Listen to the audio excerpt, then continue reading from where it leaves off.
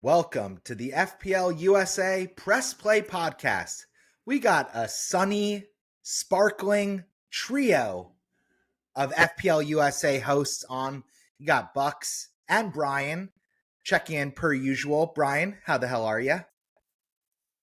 Doing well, man. Doing well. Met up with some of our mini league mates in Santa Barbara for the title fixture clinching moment for the Reds versus Tottenham.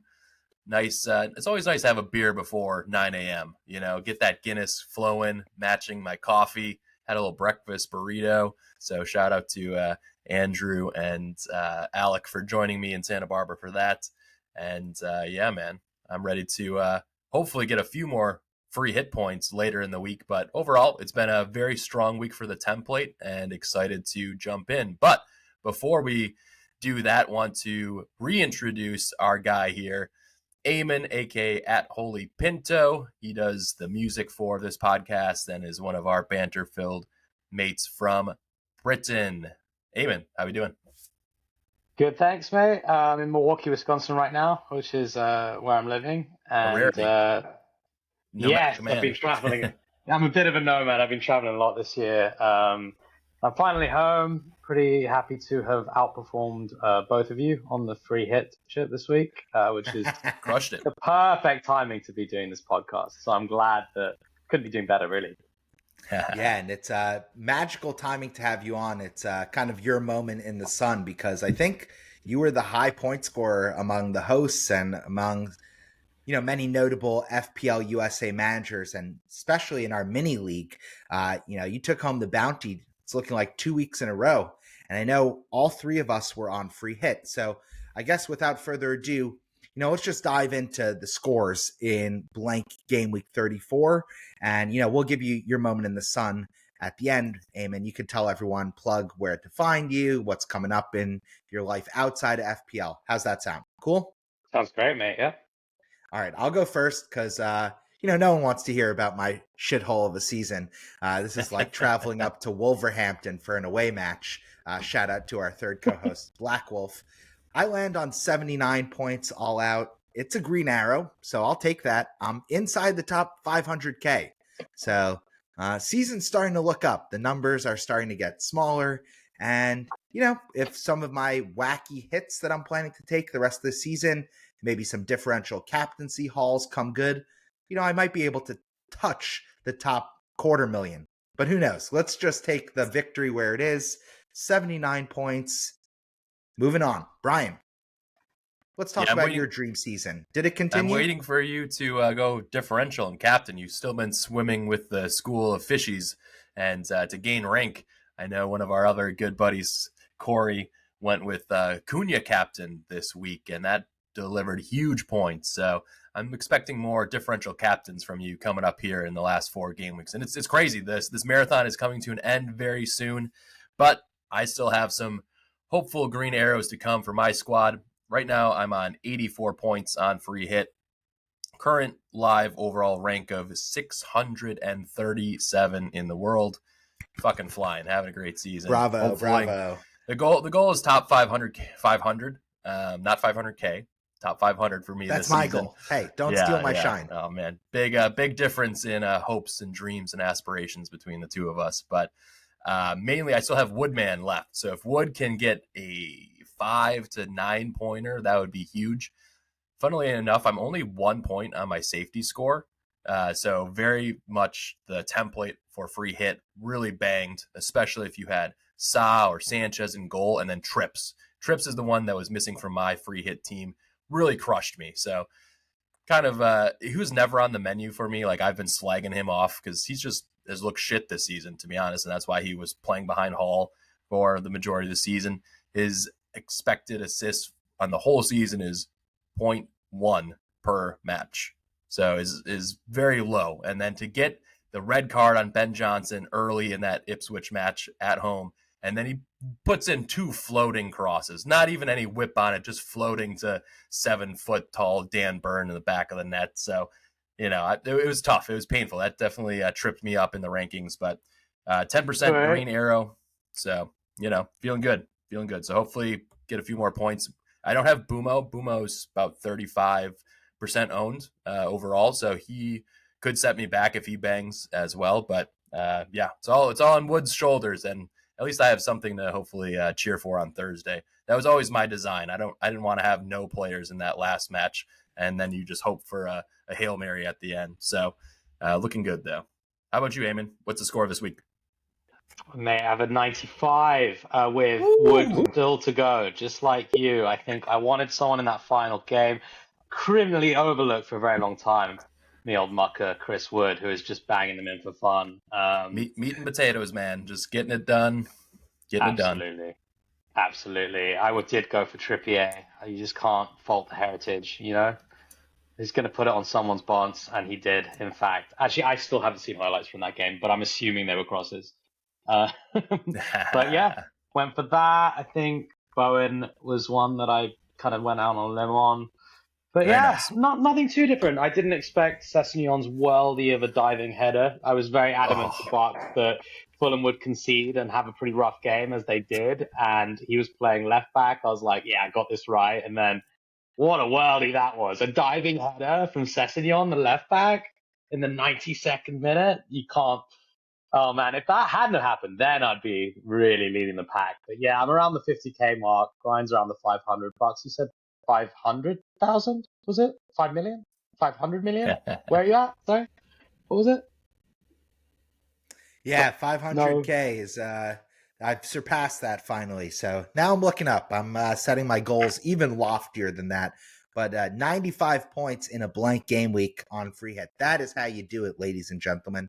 So that's probably a very healthy green hour from you. And of course, you have another player to go. So this is such a strange blank game week because we should say, the matches happen mostly on the weekend, but we are waiting on that Nottingham Forest to host Brentford game, which is happening on this Thursday. In the interim, we will have Champions League, we'll have Europa League, and Europa Conference League, of course, very important, not to forget. And I think Mickey most Mouse notably, Cups. we also want to just highlight what's going on in the Legacy Cup. The FA Cup is going on, and we now have the finalists confirmed. So it'll be Crystal Palace going up against Manchester City. This is Manchester City's third straight FA Cup final, which is pretty notable. And yeah, I think it's a great matchup. We just saw it in a double game week, Palace versus Manchester City. Good chess match on the sideline. But I think why it's important for FPL managers is because this will have impacts on game week 36 and 37, likely, according to the legend at Ben Krellin, turning game week 36 into a small double. And because of that, it will turn game week 37 into a small blank. Yeah, all that Anything to add here? All that is up in the air right now. We also saw that Tottenham requested the Premier League move their fixture versus Aston Villa to game week 36. So they would have more time to rest between their potential final in Europa League. So a lot of parameters have to fall into place for these doubles. But yeah, I would just sit tight with your transfers. Don't make any. They will likely have to announce the double game week 36 for Friday because they have to give enough notice for the fans to be traveling. And there's obviously European action going on. So yeah, sit tight, wait for those transfers. We should have a good idea of who doubles. There's also like a small situation where no teams double, which would be like a bit of a buzzkill, and they would just move the games. Yeah, I mean, people who still have chips right left down the middle, obviously mate. People who still have chips are just dreaming that there's going to be another double, because otherwise they're going to have to use one of their chips in one of these remaining single That's game a good weeks. Point. So I take it back. I want double game weeks then. You have triple captain left, right, Aymen? I believe. Captain, I do, yeah. And I don't like double game weeks, but I'll take it actually. Yeah, because most of the field in the top 100K, especially top 10K, they're almost chipped out. You're basically looking at 90% of managers have used their chips, so you could gain a ton if, for instance, you nail a triple captain on a doubling City player in game week 36. So that's your upside, Aymen, that you you'd be better off holding on to. So.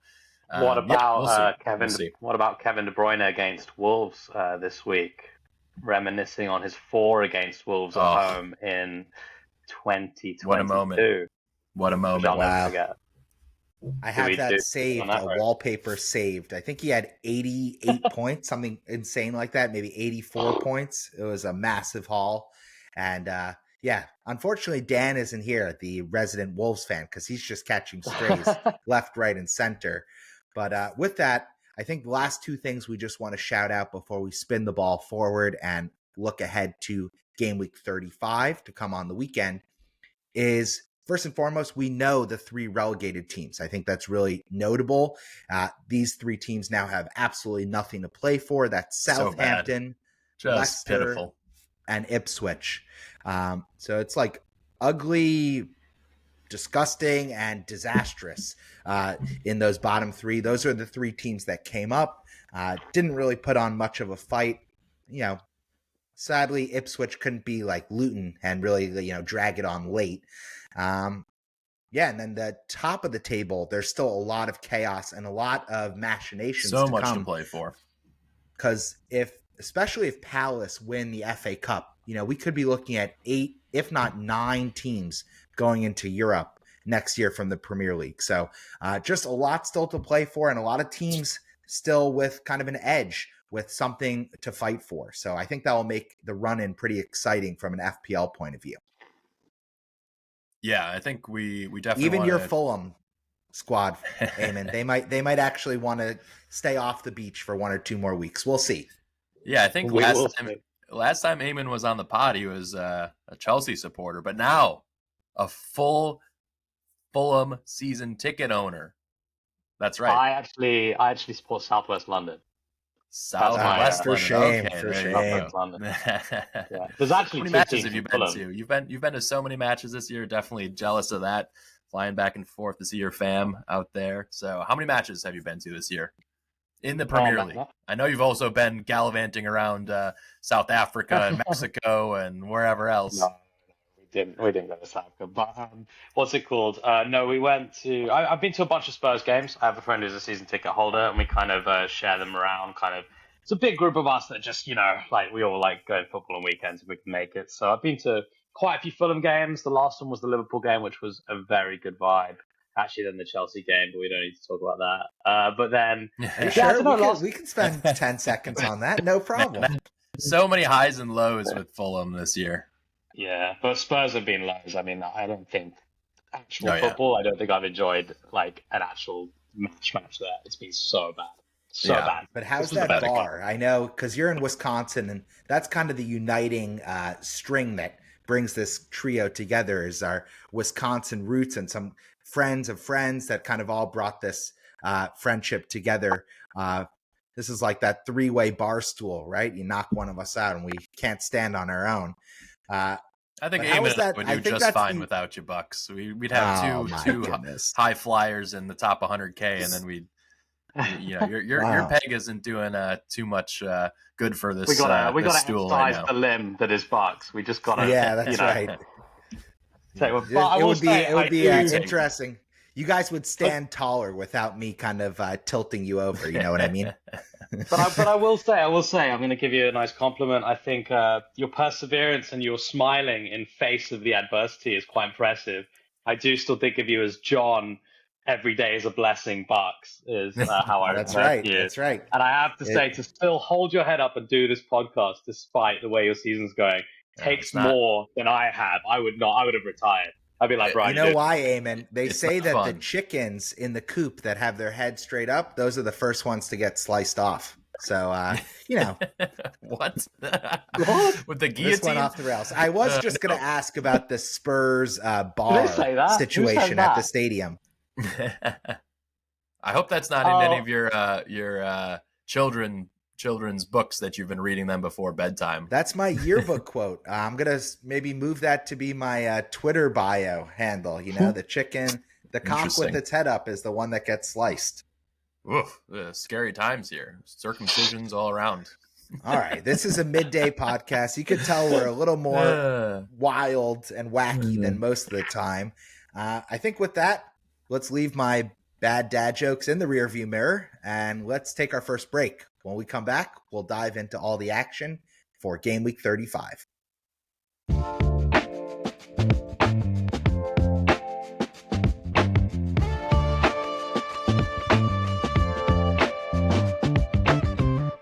And we are back.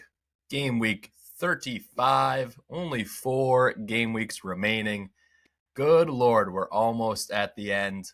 And now we're really just trying to figure out who's on the beach, who has a lot to play for, and then what are the ramifications of European fixtures that might put some players towards the wayside. So when I'm looking at my bus team, after free hit, you're like, oh my God, who else do I have on my squad right now? It's been a minute since I've even thought about those lads. And I'm looking at my triple up on Crystal Palace. They have made the final of the FA Cup. I don't know how many minutes Mateta is going to play the rest of the season. I'm a little bit worried about him specifically, and he's already had his minutes managed since he got his ear Mike Tysoned off. So what are we thinking just in terms of Crystal Palace and where those assets remain? Because a lot of people are tripled up since double game week 32 and 33. Sack them off? I'm stacking them all. Well, yeah, unless I don't know about the double game week thing. 36. Yeah, if they double, then you have to keep some. But apart from that, sack them off. I mean, I look at, like you said, we all had a double game week. We've got loaded with City, all that. It's like, I'm trying to get away from that as soon as possible. And I don't know, even Munoz, who's been incredible for me for the last few months, have to say, yeah. I mean, rotation as well. Sarr seems like a big game player, but these aren't big games. He'll save it for the final. I agree. And right now, Krellin is predicting if Palace double, they will play Tottenham away and Wolves at home. So it's actually like a pretty solid double. Great double potential. I kind of points. I'll take the opposite side. Again, I think we'll have to wait. We'll have to wait until Friday. Yeah, you got to keep them probably through this game week, just so we have some certainty on what the path forward is. And I actually don't think they're like they're not a huge priority sell. I mean, they do play Forest, which is a tough match, but I think at least what I'm seeing from watching the games is that Forest are starting to have this season catch up to them. They are not the deepest squad. And so you can see they're kind of leggy at this point in the season, trying to keep and maintain one of those Champions League spots. So I don't know. I think it's a tough turnaround for Forest because they play on Thursday. And then again, they're going to have to play in 35. So I don't know. I think I'll probably be holding my Crystal Palace trio until at least we have kind of sight lines on game week 36. I don't think they're a priority move. I would almost rather roll the transfer and just bench someone like Sarr in this game week. Yeah, it's fair. I think that from the last couple matches I've watched Palace play, though, in the league, not in their FA Cup bouts, but in the league, they've been like pretty underwhelming. And I think they, for Glasner, he just has to keep these guys fit. They don't need to play more than 45 minutes in a lot of these matches. So just prefacing that we could see a ton of rotation. And I think when you're looking at other teams to play for, Nottingham Forest, obviously they're battling for a top 5 finish. They're on 60 points, tied with Chelsea, just with this game in hand on Thursday. But you're looking at other teams like Villa. They're on 57 points. They're 3 points behind. Ollie Watkins is now firmly on the menu with Rashford doing his hammy or what. I don't know what happened to him, but Watkins is going to be a big differential for the run. And so I think that's somebody I'm so happy. Obviously, with with Villa crashing out of not only UCL but the FA Cup, now we could see them really playing their best 11. Watkins should be playing 80 plus minutes in each of these matches coming up. And I'm blocked off. I can't actually get to him. And that could cause me a lot of problems coming up here. So I think Junkyard Dog Watkins Bucks, our boy, he's going to be nailed. Probably not on pens because he's dog shit at pens, but he's I don't know. Asensio might not be very good at pens either. So it's going to be Tielemans. I feel like Tielemans is the one for pens. Tielemans is the one. Yeah. I think Villa is an interesting case because their fixtures, you would think when you look at the fixtures that they're pretty juicy. Fixture this week, for sure, against Fulham. At home. At Fulham. That's we have one of the best away records. We have a really good away record. That's a gauntlet of a fixture, wouldn't you say?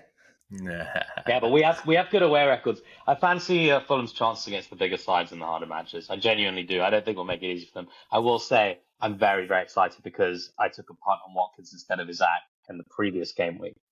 So Watkins was one of my biggest problems going into this. Oh, you have your old team again, but now I'm in dreamland. Dreamland.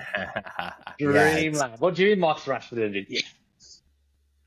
Yeah, and I think it all opens up because the X-Min question, which is what we're putting a lot of managers off, players like Rashford, Asensio, and Ollie Watkins, is now pretty much solidified and clear as day. You can feel confident if you're a Watkins owner like you are, Aymen, that you're getting 75 minutes in each of those final 4 fixtures.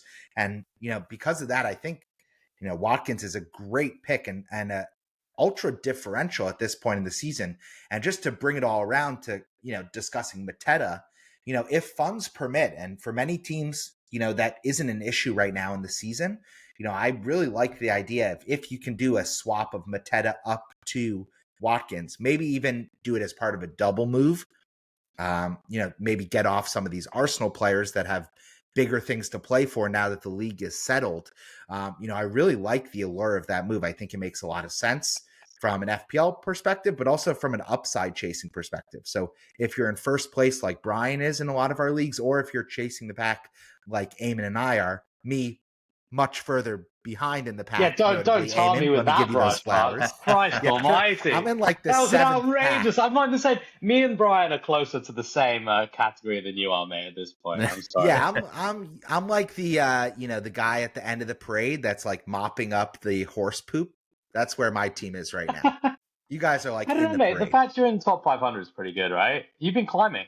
As long as you beat my score last year of 420k OR, I think like Aymen was saying before. I'll have to really screw something up, I think, in the final couple weeks. Aymen was saying before, like how hard it is to come onto a podcast when you're doing so shitty in FPL. But I struggled through it last year. You guys helped me get through it, and now it's our turn to repay the favor. And then next year, 4 games, it's a clean slate, and then the banter begins once again. But you got a chance of easily being top 300k if you pull a few differentials right, and especially captaincy. I think where let's not get me too excited. Don't get me too excited. It's too early in the show still, and there's still time yet for me to screw the pooch and make it all backfire. Let's talk about another team in focus.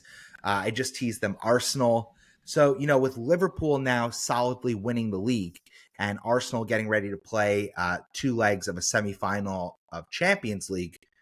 Yep. I mean, gotta expect we're going to see pretty severe rotation for Arteta down the stretch here. I know I'm on, I think, double Arsenal. I know a lot of managers are tripled up there.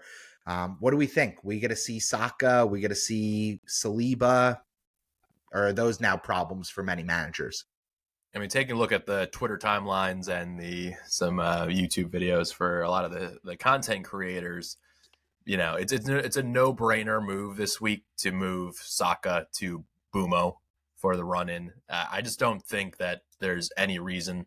And of course, over the double game week, we saw Saka, basically play 2 matches and didn't get to 60 minutes in either of them and score a whopping 2 points. And if Arteta actually has like informative people on his bench to tell him like, you cannot be playing Saka more than 55 minutes in these matches when we have Champions League somehow, like they've had so many injuries this year. I can't believe that they're going to be in the semis, and that game kicks off in an hour and a half here versus PSG. Yeah. But I think all their assets, we're going to see rotation. They have nothing to play for. Play the young guys, like no matter what. I think mathematically, they probably need like 3 more points to remain in the top 5 this season. So no, they're locked in. They're already locked in. Yeah, they're locked in. So I expect rotation. I would not be counting on Saka or any of their players. Saliba, I think, even's going to have a few rotated matches for the run-in. So. But they have a good run-in. So do you think it makes sense to, talking about kind of some differentials here, would you consider a sideways move of going and getting a guy like Trossard? The Tross Or I could even think about it. I don't want to say it because he's so clearly finished, but like, you know, Nwaneri or Sterling could now be first choice in the Premier League alongside Trossard. That's a bridge too far, mate. That's a bridge too far. But Trossard, I actually have been eyeing up. I actually was eyeing up a few weeks ago, and Brian was like, "Oh, his minutes expected," and I was like, "You're right." But turns out he scored several goals since then. But it's a true thing. It is a risk, and I think Trossard is just in and out, in and out. No matter what the context, he just is unable to hold down a first team spot, no matter what. But I do think right now it might be he him. could You lead know? the second team though, right? If he plays number 9 Yeah. in their last He four could play, matches. and he just whines the whole time. Like he's just you remember like last season when he was dropped and then he scores and he's like mad at Arteta. He's like, "Oh, I'm a big boy." It's like you're not proving it. You're a good player. Yeah, Go somewhere else. Go to a different team. But like literally, yeah, exactly all that. And it's like he now has a chance. Arteta's actually in good position because he can play Trossard in the B team and just let him ride and just be like, "Yeah, you're amazing, mate. Well done. You're so important." And he could just keep scoring, and then it'd be like, "Yeah, it doesn't really matter." I actually don't mind Trossard right now, but yeah, it's a tough one, isn't it? Rotation. I just don't like rotation. I'll steer clear of all of that. Yeah, so right there, I think that's like probably 4 to 6 players in a lot of FPL managers teams between the Palace trio and your Arsenal lads that all of a sudden have like pretty glaring question marks alongside them. And then also want to just pivot and talk about Liverpool. What are we expecting from them? Obviously, Mo is super hungry to continue smashing records. He's aware of all those things. They've won the league. They're drunk with power. They've absolutely dog walked the league this year. Not even close in terms of the other. Crazy. Yeah, winning in April is crazy. Yeah, absolutely nuts. So, you know, what are expectations for the team?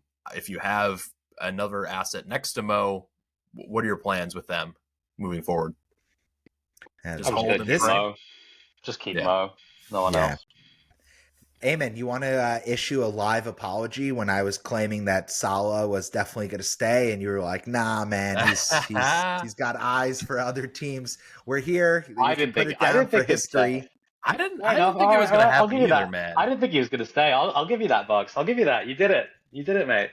Absolutely. I know. Just my one win of the season was calling that Mo Salah was certainly going to stay. I put it on the podcast when we had Brandon from the Always Cheating podcast on many weeks ago. So that's a kind of took him long enough butterfly to get the moment. The Fulham fans both on, you know, getting to prove me right. I love that. Once in a blue moon, I will say, though, actually, one of the funny things my Liverpool supporting friend said, he said that he did a 2-year deal because he reckons he's going to do 1 year. And he did that as a grace thing to Liverpool to let him sell on for value. Oh, Bucks with the take. You like that take?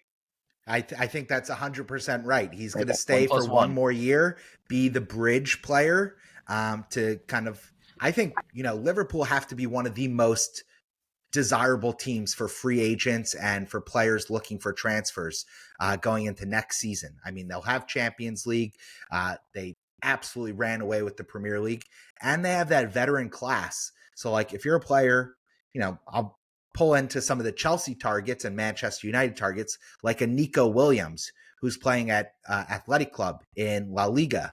I mean, I know I'm biased. I would rather have him at Chelsea, but no way, if you're being a smart agent, you steer your player to Chelsea when you could be Champions League winner and Premier League winner next season at Liverpool. They're just a much more well-positioned club.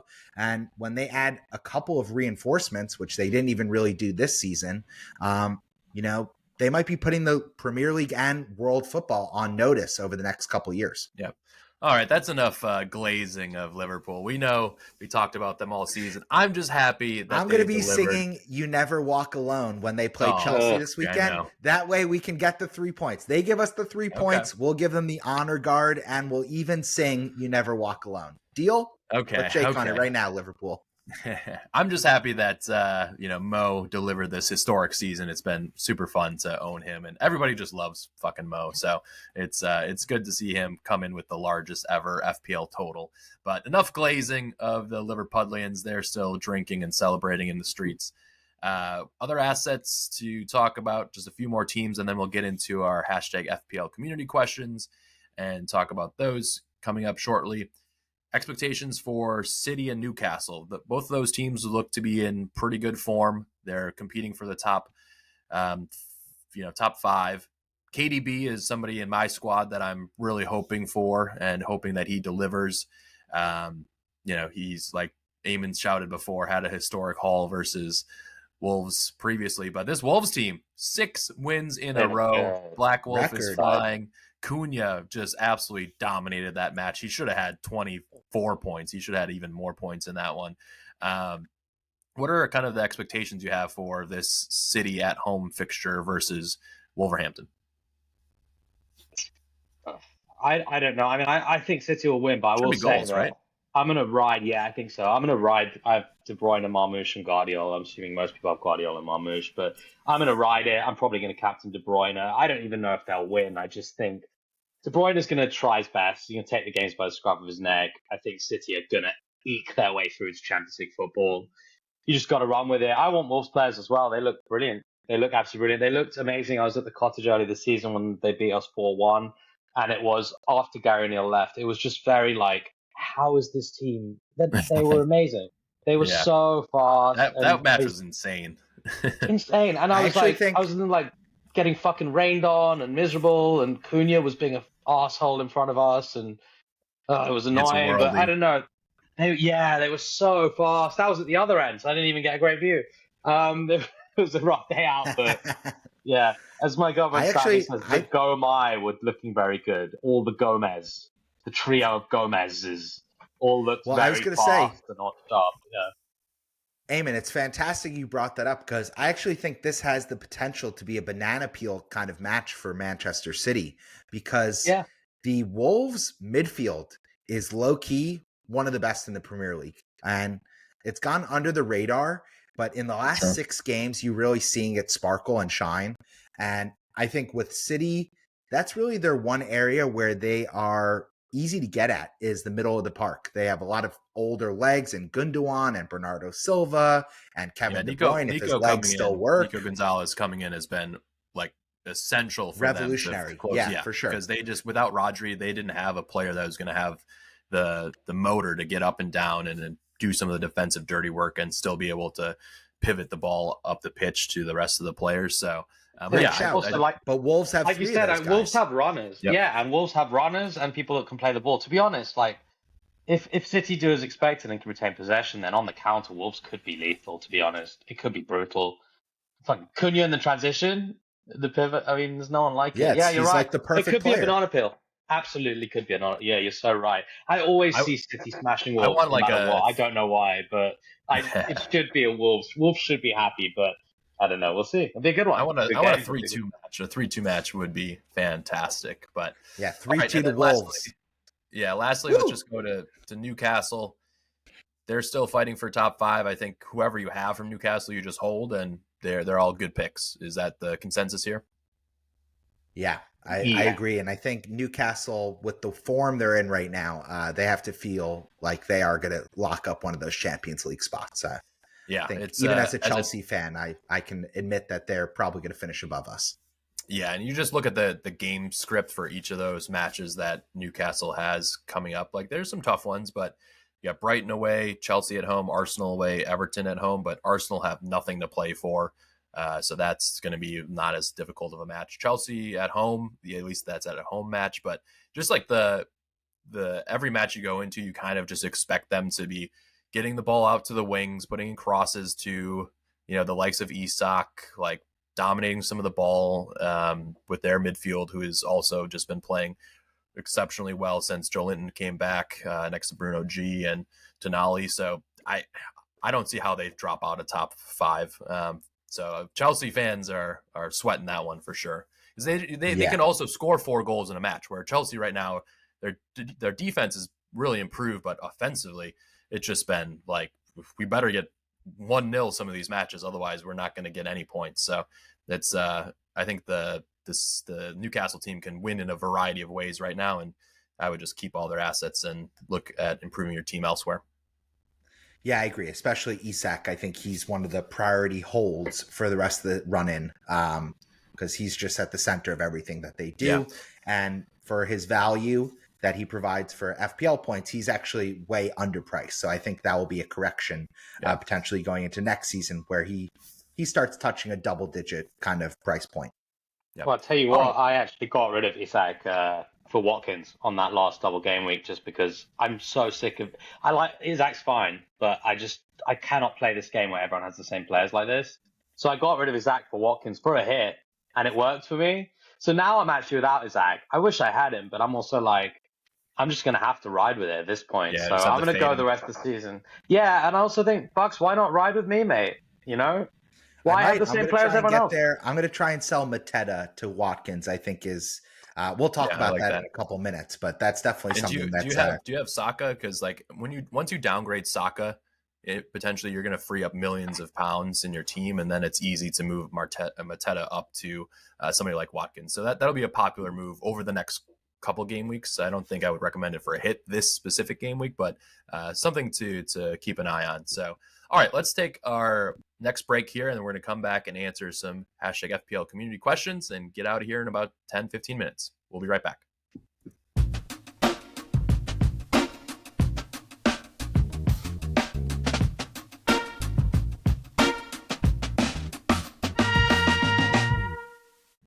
All right, and we're back. Let's dig our hand deep into that, rummage around that mailbox that we got, because we got some awesome #FPL community questions here. Brian, who's got the first little letter of love to us from the FPL community? Yeah, I think that's one from a few people looking for differentials. So at FPL Paz wants to know any differentials come top of mind, like Bowen. Same thing goes for at Bangla_FPL. Abdullah, who's on the pod earlier this season, he wants to know which higher risk / differential picks would you target in these last few game weeks looking to climb rank and move up mini leagues. So I think let's just list off, 5+ of our top assets. Most of these are going to be in attack, I would say forwards and mostly midfielders. Defensively, I'm not trying to make any transfers. I'm just trying to hold on. And so I would definitely focus on your 8 attackers that you have to increase your potential for points. So, Aymen, let's start with you. Who are a few of your differentials? I know we mentioned Trossard earlier. Potentially, somebody a bit riskier, but could be starting at the 9 or definitely playing 60+ minutes in the front 3. So who else comes top of mind for your squad? Yeah, I mean, in terms of my watch list where I laid it out, there's probably a lot of popular picks in there. I think Wolves players 8 Nuri Cunha stand out to me. And in terms of Mbumo is obviously a target for many, including myself. I mean, he's just a no-brainer, really. But in terms of differentials, I think Bowen sticks out to me a lot. West Ham aren't great, but he's one of those guys, if they score, he'll be involved. And I think West Ham will have a little bit of form to eke out just to keep everyone not fully furious at Potter. I think Bowen's good for some points before the end of the season. He's probably my favorite differential. I don't think I'll risk Trossard, but honestly, some of those obvious ones, I mean, Mbumo and Cunha, I'm scared of them. And I think people will always overlook Wood, but I would love Wood. You would love having Wood. I would love having Wood, mate. Oh, that's Sessegnon, mate. Sessegnon. Maybe it's Sessegnon season, honestly. Oh, my goodness. Get out of here. Defensive transfer, but I will always... No, he's scoring worldies. He did a diving header. He played 19... Oh, my God.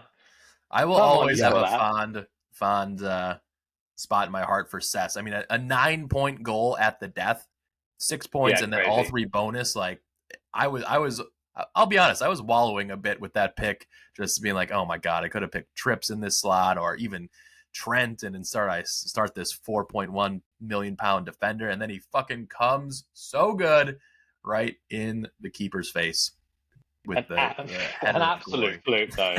You guys obviously I got 2 to drop in. I building on the Chris Wood shout, Forest have a really strong final 4 games from, when you look at the fixture ticker, they're all positive game scripts. And again, they have a lot to play for. So I think Morgan Gibbs-White, he's a cheapie.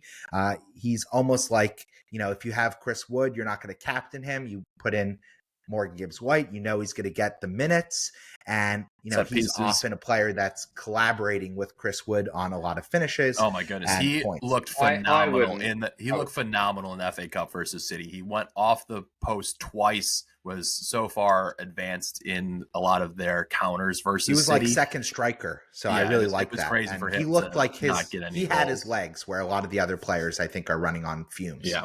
So he's a really good player. Again, he's cheap. So he's like under 6.5 million. I think he's like, let me triple check this, 6.4 million, under 6% owned. So that's the kind of diamond in the rough kind of differential. One more is I really like the idea of getting in a player like Asensio. I know we shouted out that because Rashford is injured, there's a spot open in the starting 11. Yeah. And I think Asensio is a player that my sense is Unai Emery is going to fight to keep in the offseason from PSG.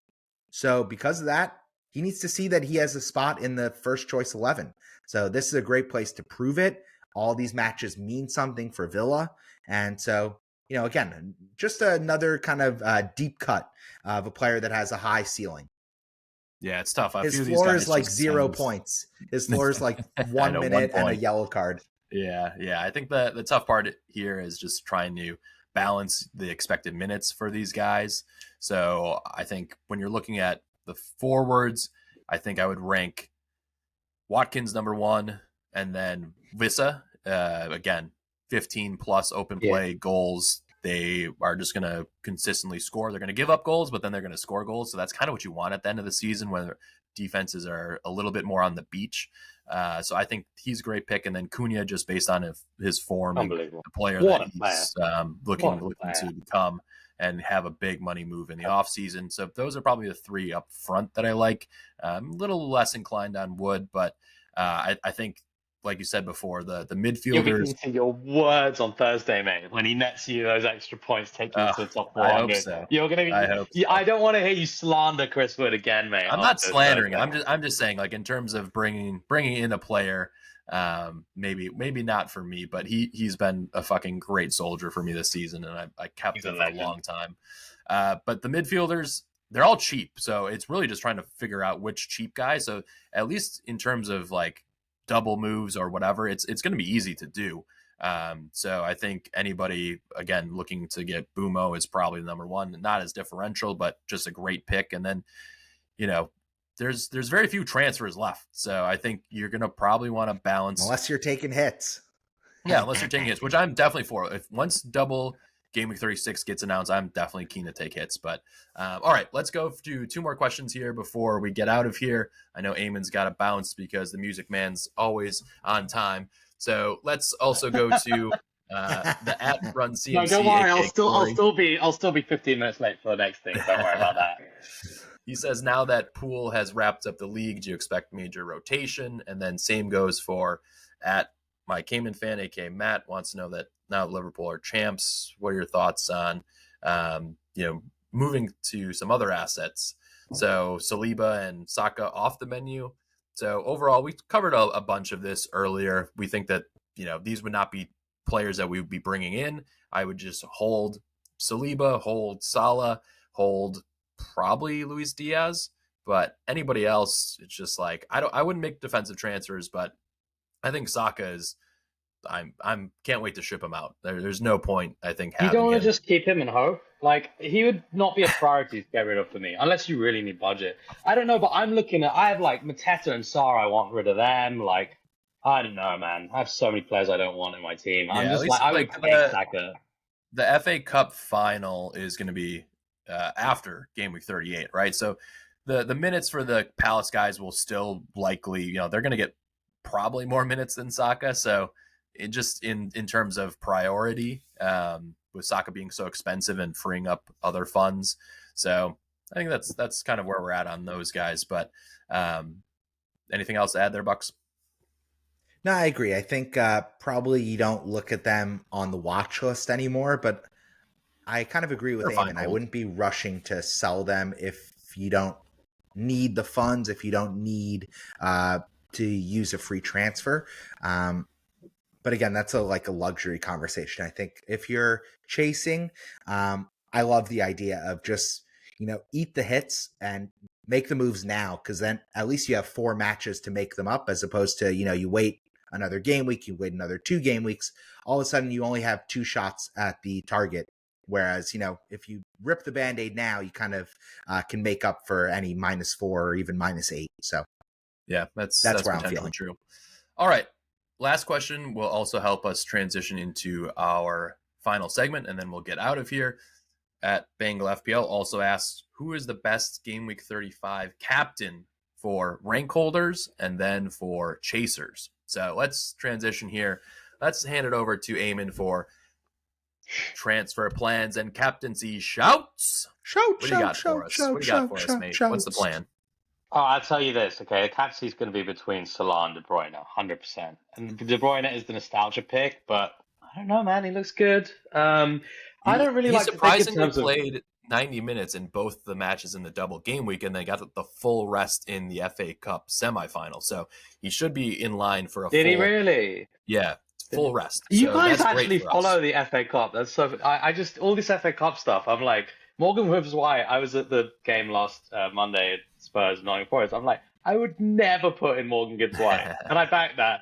And then you're like, oh, FA Cup at the post. I'm like, did he? I didn't even know there was FA Cup. Should have had 16 FPL points in the last match versus City. But yeah. You would be following it if Fulham was progressing into it. That's for sure. Well, yeah, I know. But, they sad exit. But what I will say is it's probably between those two for me. I don't think in terms of chasing or holding, because there's always someone to chase and there's always someone you're protecting against.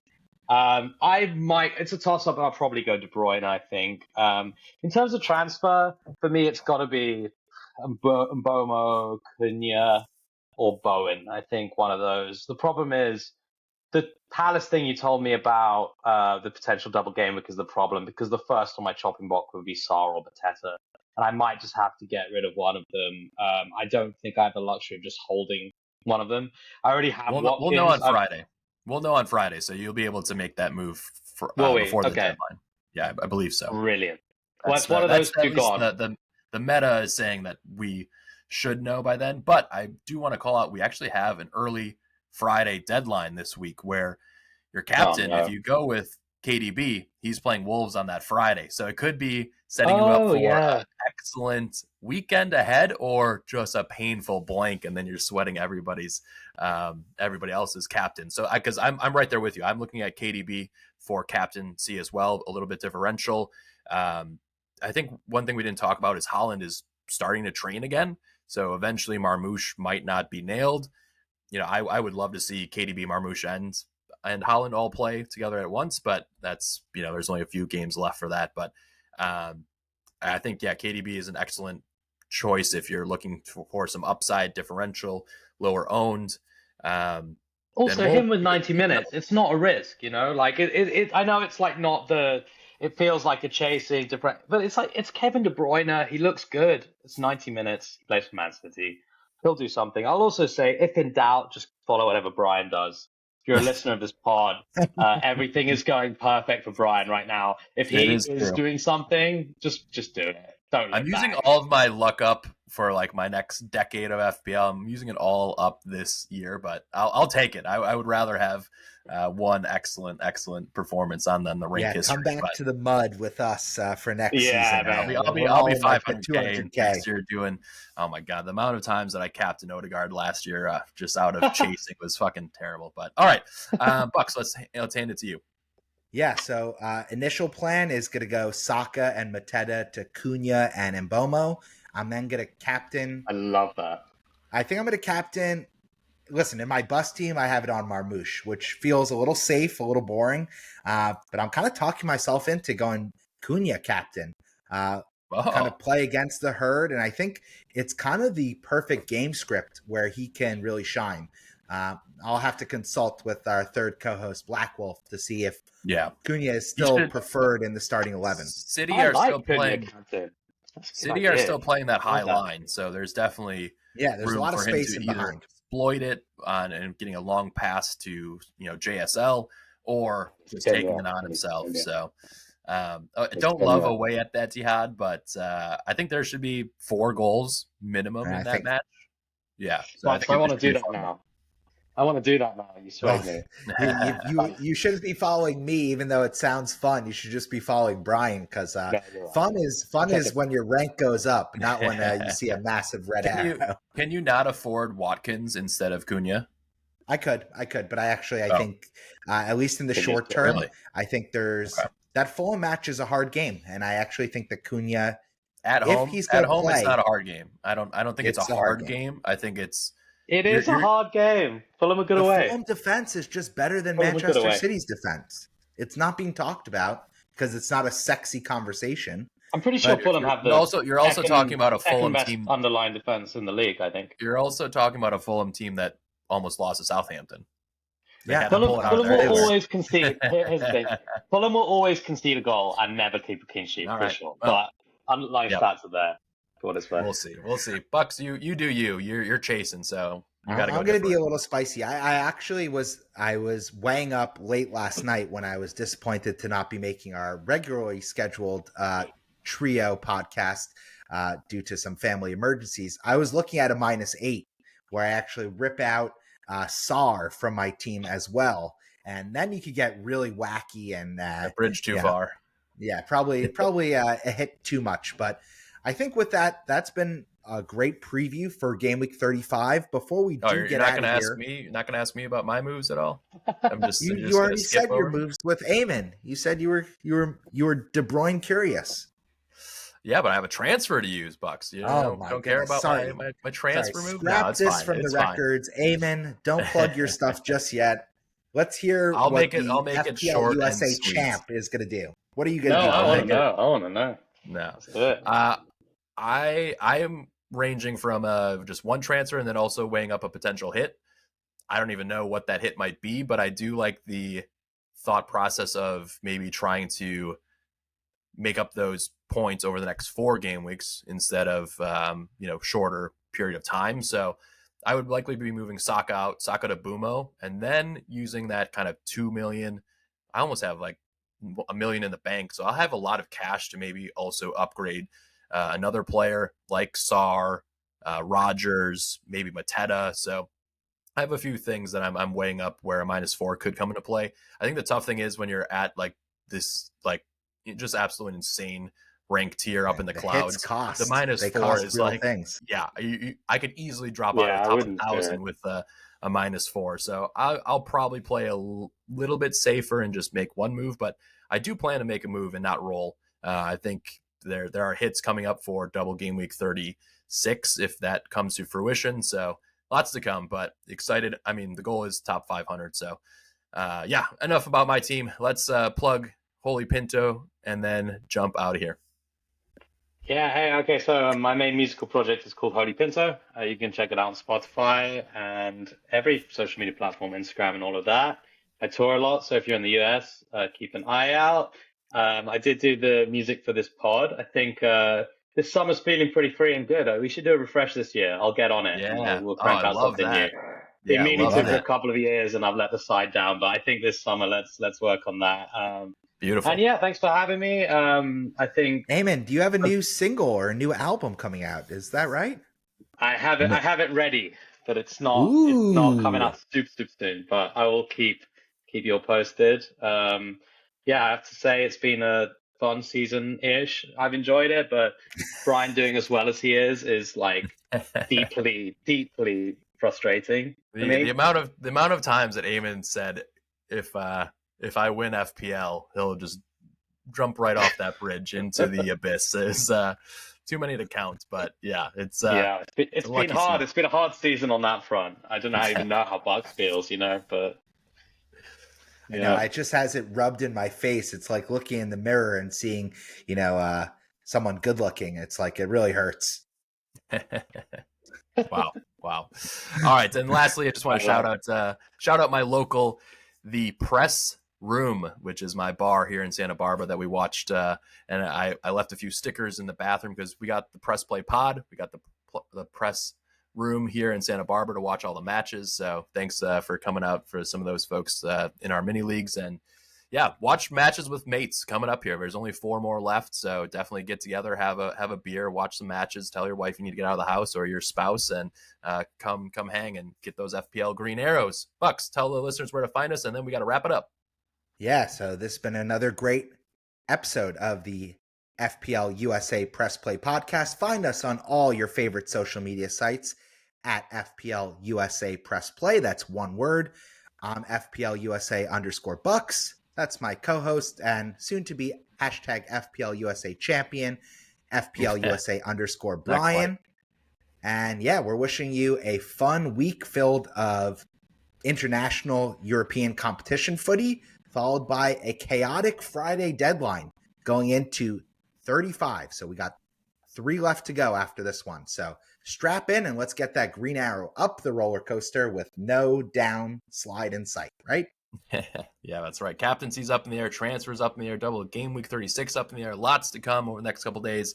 Hold your transfers, watch for your news and timeline updates, and we'll talk to you on the other side. Have a good one. Cheers.